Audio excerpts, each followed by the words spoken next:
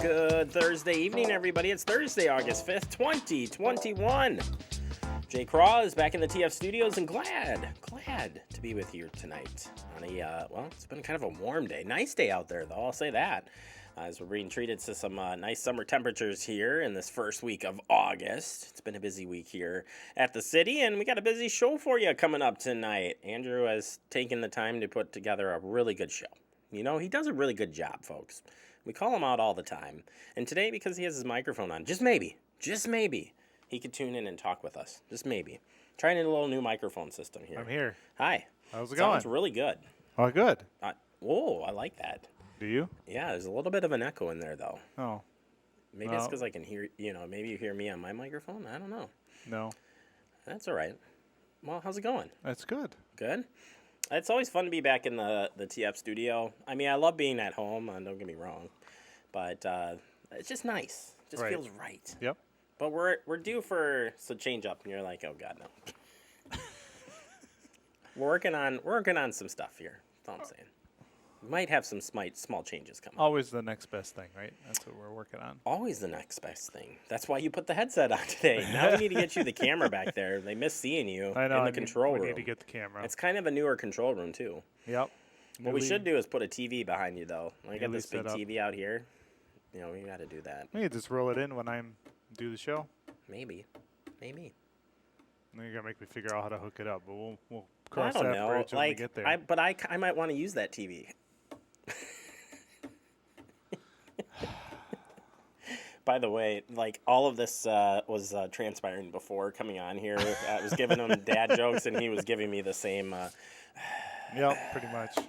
All right, let's get going here on a Thursday. We've got some headlines here to get you updated, including Fish Hatchery Road. We'll give you a couple updates on that.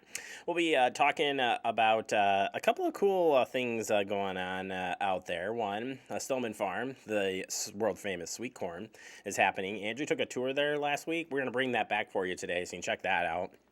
And we're going to talk about two cool events, actually three, but we're playing two out of the three today from the Healthy Neighborhoods Grant. We're going to show you how the grant's being used in different applications. And today we're going to show you the Leopold Garden.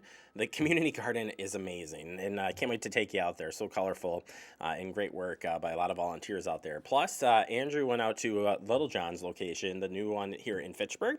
We'll take you out there. And then we'll break it down for you, tell you what the grants are being used for. So, a lot to get to here on the show today.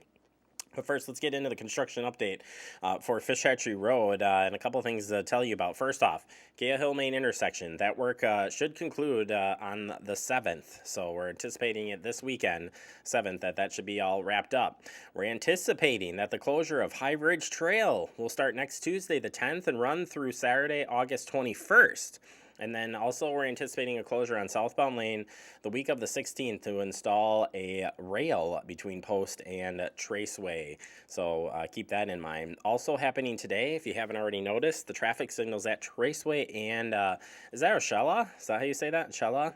Will be turned on today here on the 5th. That's right now. And you probably already have seen that, but know that that is on. So if you're passing through there, those should be on starting today.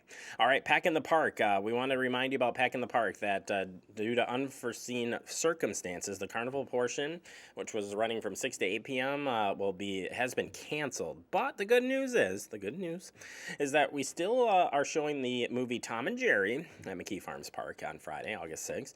The movie will begin around 8:15, 8:30 is what they're thinking. So bring a blanket, bring a picnic basket, bring yourself, come on out. It's going to be a lot of fun. And what's better than watching a movie under the stars? That's what it says here. So sounds like a good thing there. All right, let's switch over to COVID update. The COVID-19 update came in here as of yesterday. This is for the state of Wisconsin and shows here cases continue to climb. Hospitalizations are also rising. We're seeing our highest COVID-19 patient count since the end of April, with some hospitals reaching capacity capacity or critical capacity already. Vaccines reduce the risk for hospitalization and death. Please get vaccinated if you can and help stop the spread. You can get the hospitalization information, by the way, or any other information about the vaccine at the Department of Health Services, Wisconsin. And I feel like the number here of new cases is just significantly up. Again, 902 confirmed new cases, 126 new probable cases, and 2 new deaths reported. Percentage of positive tests is up to 7.2%, and vaccine administered so far we're at 52%, at least one dose, and 49.5% for the completed series. So we're on our way. We're almost right at the 50% mark, so we're doing good. We shared here on the update this morning that we're at 70% here in Dane County with at least one shot in, and it's you're all doing your part, but keep in mind there that 57 really high there for a number of counties with cases, and 15 at the medium. So we got to do our part. Again, mask up when you can and wash your hands, do all those good social distancing practice. All of those things combined help stop the spread there of this virus. Of course, get vaccinated if you can.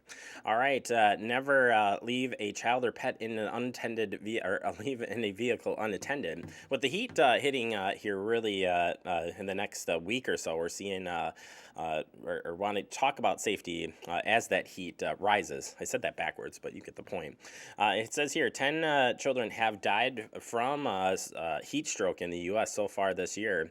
Outside of crashes, heat stroke is the #1 vehicle-related killer of children in this country. What's most tragic is those deaths could have been prevented. As the summer continues, please consider these essential safety tips. Never leave a child or pet in a vehicle unattended. Make it a habit to look in the back seat every time you exit the car. Always lock the car and put the keys out of reach. That's an interesting way of saying it. Did I say it right? Always lock the car and put the keys out of reach. I knew I was not saying that right. Thanks, Bamlet. If you see a child alone in a car, call 911 and learn more about heat stroke. You can find that at noheatstroke.org for more information. But yeah, please do it. I've always mentioned that Andrew and I, we carry our man purses. Maybe I'm just going to go and say it, Andrew. They're man purses, right? And when we put them in the back of the vehicle, and that gives us an extra reason to check the back of the vehicle when we get here to work, because both of us have kids. So it's a good, easy way of remembering how to do that. All right, that does it for our headlines. Coming up next, we open up our digest. We're going to be talking about the Stoneman Farm. Yeah, that's right, Stoneman Farm and their great world-famous sweet corn. Andrew takes a tour there next, right here on Talking Fitchburg.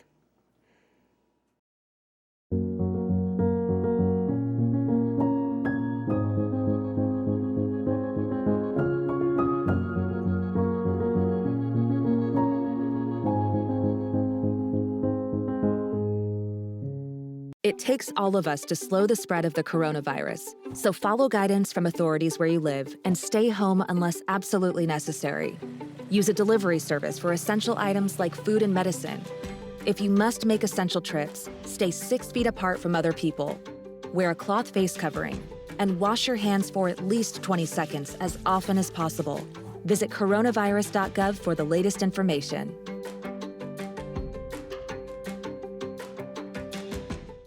Gaining weight was easy. All I had to do was sit down and eat. Losing weight's a lot harder. I have to work at it every day. But with every step, I lower my risk for type 2 diabetes and heart disease. And that makes every step, every choice, every day very much worth the effort. Learn how you can help stop diabetes by losing weight, eating healthy, and staying active. Visit checkupamerica.org or call 1-800-DIABETES. Hey, boss. Okay? Said I'm fine. Me to bed, see you in the morning. With the frosted Superman, but it wasn't on it. And we lost it. In my head, in my head, in my head. We were underlay in my head. Hey, son. Hey, Bob. You know you can talk to me. Yeah. We're all just trying to keep things running for those who rely on us. Ready? That's why we don't have time to be sick with the flu. And especially this year, no one has time to get sick. Get a flu shot for yourself and those around you too. Welcome back into Talking Fitchburg in the Digest, and today we're going to take a tour of a farm. Yeah, I said it, a farm. Here in Fitchburg, the Stolman Farm. World famous for their sweet corn, and Andrew had a chance to go out and check out how this full operation works. Take a look.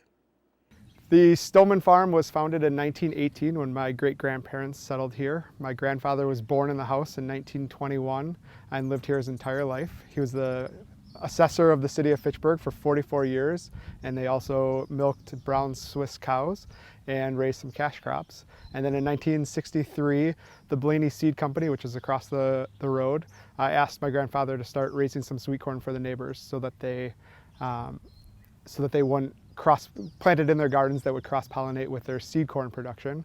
And that's when Stolman's famous sweet corn was founded. And it started off as a little coffee can in the garage, and some people would come up the driveway. And then when I graduated high school in 2002, I took over, and that was my summer job that I ran the entire sweet corn business as my grandfather retired from doing sweet corn. But it was still very involved and helped get me started. And then I passed it on to my brother and sister who did it while they were in college. And then as the city of Fitchburg grew and there were more and more people here and word spread, it really got out of control. And our whole family now is picking every morning, or as much as we can. When we plant our sweet corn, we have a very old 1970s style corn planter that plants just 4 rows at a time. We plant about 8 to 12 rows each planting and plant well over 200 rows in a season. And then we do some mechanical cultivating as well, again using the best of the 1970s technology to be able to help keep our rows nice and clean so that they're easy to walk down. This year we planted 21 acres of sweet corn. We increased production from last year because we kept selling out, which was a good problem to have. We plant 26 different plantings every 2 to 3 days in the spring from about April 15th through the end of June. And then that results in the corn coming ready about every day or two. And so we pick fresh every single morning, and then we go into new plantings every couple days so that we always have corn at the peak ripeness.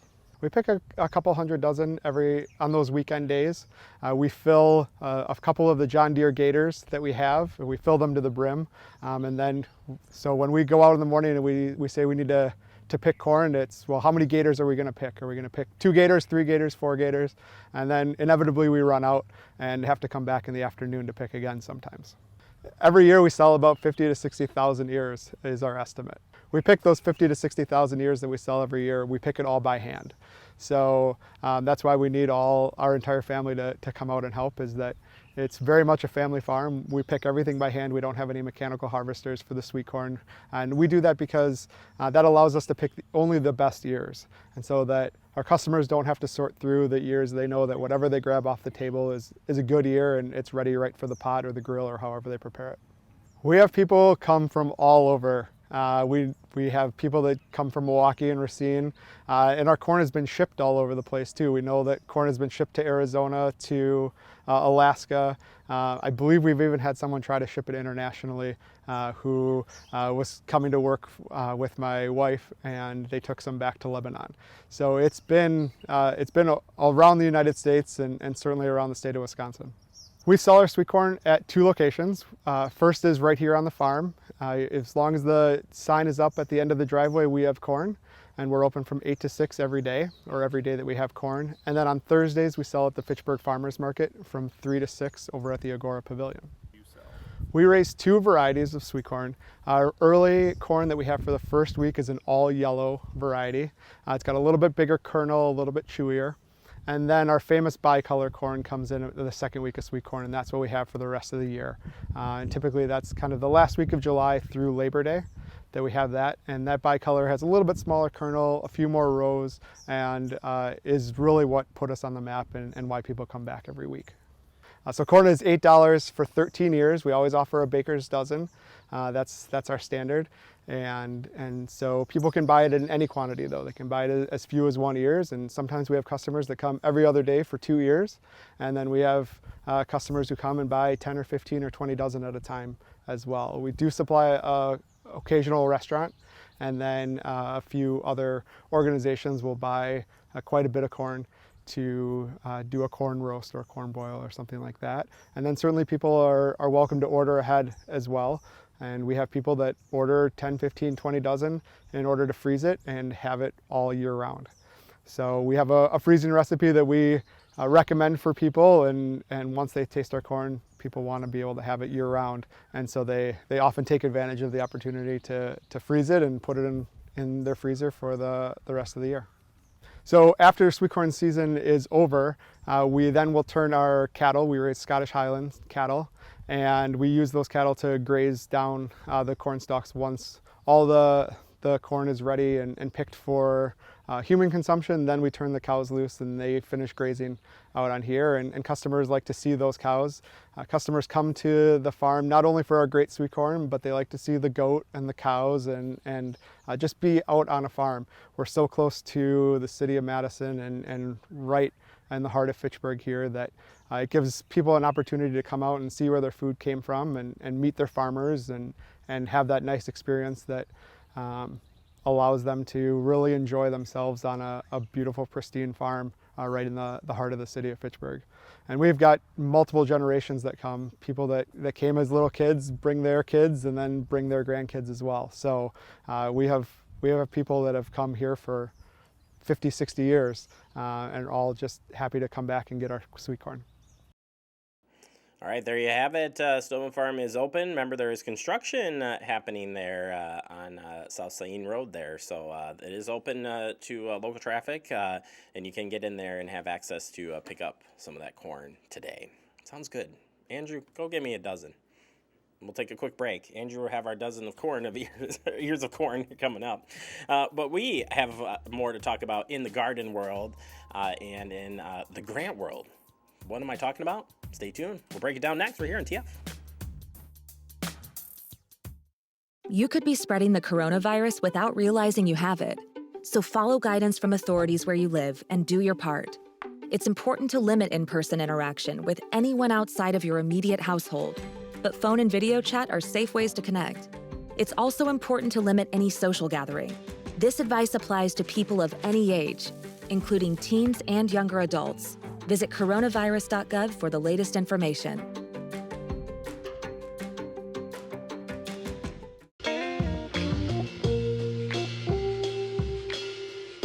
After you joined our family, it was like, I really do feel complete now.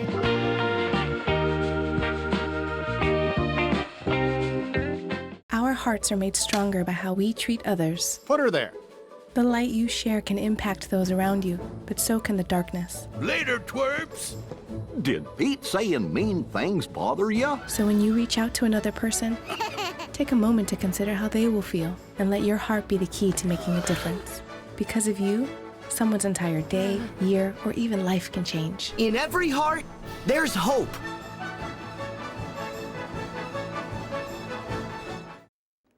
Welcome back into Talking Fitchburg in the guest segment today, and we have two guest packages to share with you today. We call them packages, vignettes, whatever you want to call it. We're going to be taking tours here. Leopold Garden, the community garden right next to Leopold Elementary School, is serving so many purposes for the neighborhood and area around.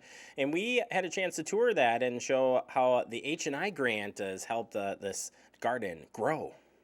So 1,000 Friends of Wisconsin is a land use planning organization started in the mid-90s to help write the state comprehensive planning law. But in the last 10, 15 years, we've been involved a lot more in community work, especially in the city of Madison, some in the city of Milwaukee as well.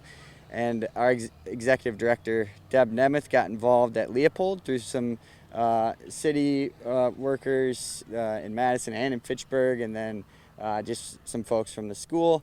We've been working at Leopold on stormwater-related projects and garden-related projects for about 5 years now. We started the Green Schoolyard project, or Green Schoolyard Committee here at Leopold, and we're turning over the coordination of that project to Elizabeth here, and we're really excited about that, to hand it over to the parents. But we've done a lot of community work, and we think that the relationship between community and nonprofit is really important. We're really proud to be a part of that partnership. We do have more work to be done. The Fitchburg grant was critical in creating an infrastructure that really allowed us to be able to focus more on production and less on weeding. And when you are in a food scarce neighborhood such as the Leopold Arbor Hill neighborhood, it's so important to be able to just produce as much as we can in such a short season that Wisconsin really does have. We like to think that we're a farm state, and we are in many ways, but when it comes to produce that people eat every day, the season is short. And you can see behind us, the infrastructure has been huge in allowing us to really go to town and creating as many plants as we possibly could and getting them to produce. All the money from Fitchburg went towards the cedar wood, the cedar raised beds.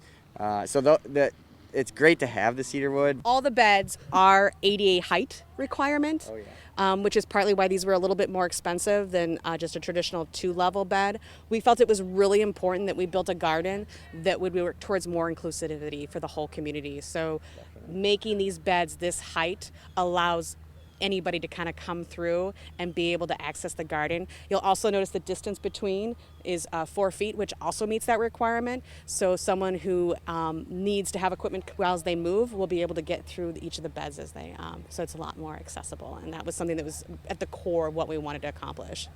We bought compost from Purple Cow Organics with the Fitchburg grant money as well, which is really important. Like, we don't really have to do any weeding in the beds themselves because we have the really great quality compost. So that was another huge piece of, not only having like really strong, healthy plants that are producing a lot, but also to keep down on the time for weeding. That's a big, can be a time suck sometimes. Especially volunteers. Yeah. Last week we harvested 47 pounds of cucumbers and kale and mustard greens. And so when you think about that, like mustard greens and kale, collard greens, that's a lot of weight. And right after we finished harvesting, Tanya and I went over to the Leopold Park where they do an outreach community event every Tuesday. And we gave out the produce for free there. We did get several people that signed up that want to get involved in the community, in our committee, and specifically helping in ways on the garden itself too. So we're super excited about that. We've definitely seen a lot more interest from the community of getting involved ever since we were able to show the community what a little bit can do to go a long way. There's definitely been a sense of empowerment and pride as people walk down the sidewalk now and they pass this garden. I've gotten so many smiles and, oh, it looks amazing, or what are you guys doing? And there's been just so much more engagement with the community. We really want to create this space as an empowerment place for them, where they can thrive and really feel like they have an impact on their own environment. And so this infrastructure that the Fitchburg grant gave us is getting us one step closer to bringing the kids back into this garden that's functioning and flourishing, and really see how much they can change the world. All right, it is a really cool garden, and it's cool that the community is going out there and just picking out what they need, taking it home, and a lot more coming out of that garden. It's just amazing. If you haven't seen it, you got to check that out. All right, on the other part of this grant, a piece of it went to Little John's, which is an amazing pay-what-you-can restaurant, and also preventing food waste. Andrew had a chance to tour their new location right here in Fitchburg. Well, Little John's, we believe that food is love and that everyone deserves good food. So the idea behind Little John's was started by Chef Dave Heide, which we all know and love from Liliana's and Charlie's on Main. And he really looked at the problem of getting food to more people as a problem that could be solved through innovation. And really what he did is he took the business model of being a restaurateur and applied social enterprise principles to it. So really Little John's is more of a social enterprise than it is like a nonprofit that's continually looking for charitable dollars. We actually will be 100% revenue self-sustaining once we get up and running the operation, hopefully here in the next year. Yeah, the grant process for the City of Fitchburg Healthy Neighborhoods was awesome. I mean, it was very straightforward, which as a grant writer, I really appreciate not being put through too many hoops. We did ask for $15,000, but we were awarded $7,500, which was still very amazing. We're going to be able to make a huge impact. We actually wrote the grant with a partner agency called Madison Area Food Pantry Gardens. They too are really taking a different approach to food insecurity. Just real briefly about them is they grow produce and then they give it to the food pantries. And they've been doing that for years and in bulk. So what Little John's is going to be is the light processor and packager for all that fresh produce. So we'll be able to do that very efficiently and very neatly with all those consumer-facing kind of packaging once we get this facility up and running. People already recognize this. This is an old Thomasville furniture store, and then it was an A1 very briefly. So it's a 25,000 square foot facility. It has about 13,000 square feet in warehouse. About 7,000 of that will be cooler and freezer space for Little John's. Another good portion will be cave temperature to store like the potatoes and the apples and things that don't need direct refrigeration. Then the front of the building will have a commissary kitchen, which is really the heart and soul of what Little John's is all about. It's that large scale equipment can do it so much more efficiently. In so many of our kitchens throughout Madison, they're really, really nice commercial kitchens, but like the story we like to tell is to give people a context why the commissary kitchen is different. If we were going to make 200 portions of mac and cheese on a commercial range, which we had been doing at Liliana's, it's a 6-burner range. You can have 3 60-quart stock pots sitting on that stove. It takes an hour for the noodles to boil and another half hour for the noodles to cook. And you have to do that 3 times in order to get 200 portions. And 200 portions is really nothing when you think about feeding people in mass. So the commissary equipment, the same amount of 200 portions can be done in 30 minutes with a steam jacketed kettle. So that's what we talk about with labor savings. And then with rescuing the grocery excess, the food costs are extremely limited. So when you take those two things, the efficiencies in labor and the fact that we're using beautiful grocery excess, that's how we're able to do what we're able to do. I think we've been, as a community, doing really great at feeding people, and I think this is an opportunity for the community to really invest in innovation and a different way of thinking. This is not going to replace the need for food pantries or soup kitchens, but this will expand the reach to so many more people that either don't know about food pantries and soup kitchens or have barriers to getting there, and the barriers could be stigma, they could be transportation, all kinds of things. But at the end of the day, this is going to be an on par restaurant and dining experience that we all can enjoy in the community, not just for those who are nutritionally insecure. There you have it. A lot of potential in that space, and we'll look forward to checking out their opening that's coming up here real soon. All right, we're going to take a quick break, wrap up the show next. You're watching TF. See on page 4 that the projections need to be blood. Next Thursday? Seriously? Thursday? Can't do that. This is really inconvenient. I have yoga that day. I have no time for this. So. I can't do Thursday, but I can do Friday. Disasters don't plan ahead. You can. Talk to your loved ones about how you're going to be ready in an emergency. Don't wait. Communicate. Brandon met a girl on a dating app. He finally found the courage to ask her out. No answer. He started to panic. Was he being... Hey, sorry I didn't respond. I was driving. She must be a keeper.